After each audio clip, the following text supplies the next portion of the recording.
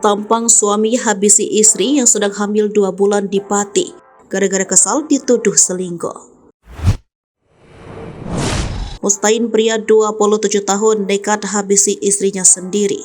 Mustain habisi nyawa istrinya, Melia Damayanti. Peristiwa pembunuhan itu terjadi di Pati, Jawa Tengah. Pelaku menghabisi nyawa korban pada Senin 15 Mei 2023 lalu. Mirisnya, korban dihabisi saat sedang mengandung. Polisi mengatakan usia kandungan korban diduga 2 bulan. Aksi pembunuhan itu dipicu cekcok rumah tangga. Saat itu pelaku adu mulut dengan korban. Pelaku menuduh korban berselingkuh dengan pria lain. Namun korban juga menuduh pelaku berselingkuh dengan janda. Atas tuduhan itu, pelaku lalu memukuli korban. Polisi mengatakan sebelum aniaya korban, pelaku minum minuman keras jenis arak. Korban sempat dibawa ke rumah sakit. Di rumah sakit Pati, korban telah dinyatakan meninggal dunia. Pelaku pun mengatakan bahwa korban meninggal dunia karena kecelakaan. Di hari yang sama, korban pun dikebumikan di pemakaman desa Ngemplak Kidul. Keluarga korban yang mencurigai karena ada luka lebam pun membawa Mustain ke rumah kepala desa dan melaporkan hal tersebut ke polisi.